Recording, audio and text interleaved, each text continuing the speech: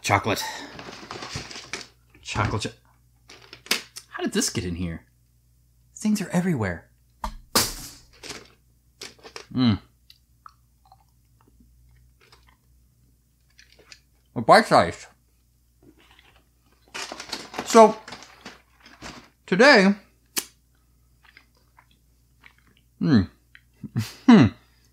Caramel, sorry.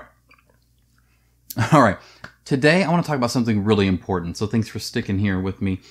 I want to talk about theme and why it's important.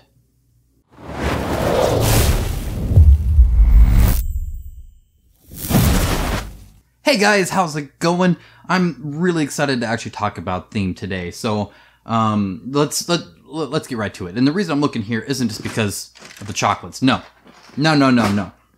It's because I have a really cool thing here. I'll pull them out in a second. So let's talk about theme when it comes to really any form of entertainment.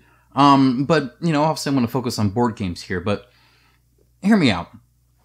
Let's say that you like the story of, like, oh, I don't know. Let's say you like robberies, like an Ocean's 11 kind of thing in a movie. And let's say that instead of Ocean's 11, it was actually in the Wild West. Same movie, same characters, same idea. They're robbing the, you know, it doesn't matter, right? They're robbing the train, I guess. I don't care. The point is, it's the exact same movie, but in a Western. Would you like it? Would you like it just as much? Would you like it more? What if it's like some far-flung future thing and it's some like space mining colony that they're going after? Again, same movie, same infiltration, same kind of Mission Impossible askew kind of plan and action and that kind of stuff, but in a different setting, in a different theme, where the main character is named Rez and he has like, you know, a laser gun and all that stuff. Or maybe his name's, you know, Billy, and he's from the Wild West. Look, my point is this theme changes how you appreciate something. It changes whether or not you might like something or not, even with the same everything. So when it comes to board games, for me personally, let's say it's the exact same game, same mechanics, same, you know, same gameplay. The gameplay is exactly the same, but one has the theme of farming pigs, and one has the theme of a Viking hunting party. Now, I don't know what mechanics those would share, but let's say it is. Maybe it's like card crafting and, you know, maybe building and then maybe a placement, right? So maybe it's like an area placement game. So you're either filling out the farm or filling out the away party in your boat. I don't know. Whatever. The point is, I would actively not like the pig farming thing. That's not to say it's a bad game. It's not to say I couldn't find it enjoyable, but I can't really get into farming pigs. I'm sorry. They're still like little pieces of pecan. Anyway, you know, I just can't get into it. Whereas a Viking hunting party and we're like going after some, you know, mythic beast or something, that's sweet. That's awesome. Right? I mean, and I can get into that. And so, you know, earlier I talked about whether or not, what makes a game good. And I talked about the actual mechanics. And what I didn't talk about is theme, and that's because it's different for everybody. Obviously, having theme is important, right? Having, you know, a consistent theme that matches the mechanics is important. But the theme might work for some versus others. For instance, I want to fight this guy. I mean, look at him. This dude is awesome. And I can't wait for him to kill me. Or maybe we'll take him down. I don't know. But I'm excited to try. This looks cool. So this is from Shadows of Brimstone Forbidden Fortress, which is kind of their feudal Japan theme. They also have a Wild West theme. And I'm far less interested in that. In fact, I never backed it. I never bought it at retail. I saw it. I could have. I went with Descent 2nd Edition instead. Again, kind of the fantasy trope there.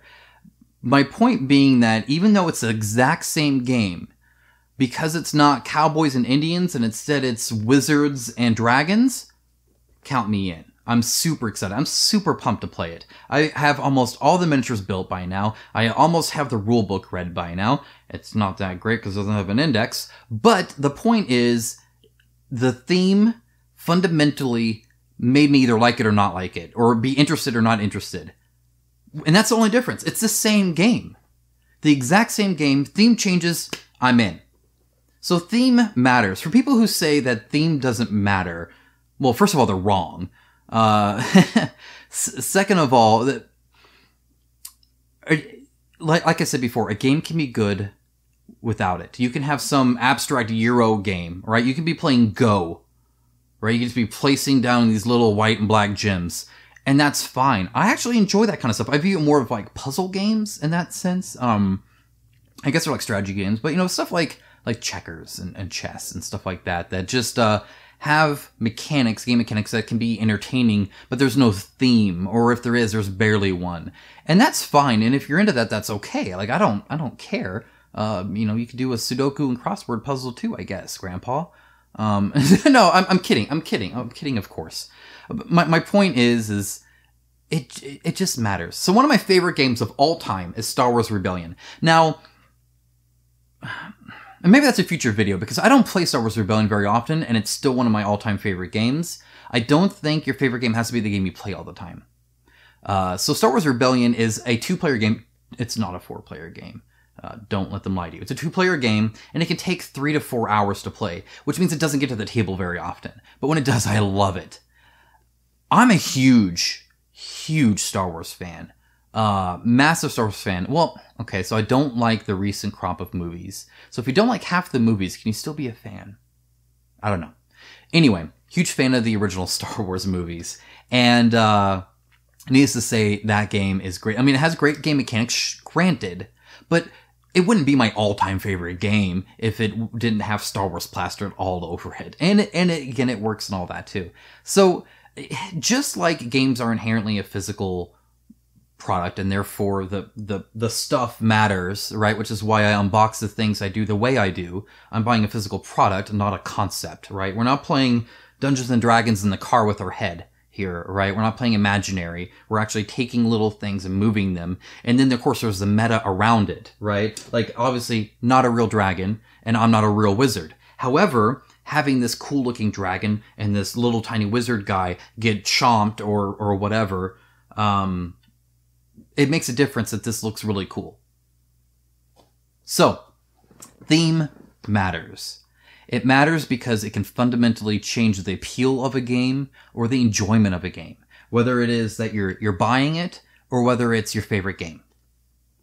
Just because of the theme. Well, not just because of the theme. Again, gameplay matters too. In fact, it trumps it. You gotta have the base, step 0 gameplay, step 1 theme. Step 2 components.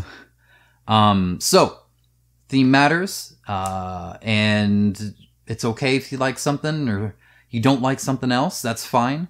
But to think that you could have a good game without it, isn't necessarily true. In the sense that I would argue that I think any game with a proper theme implemented and added to its mechanics, I'd argue could be better for somebody.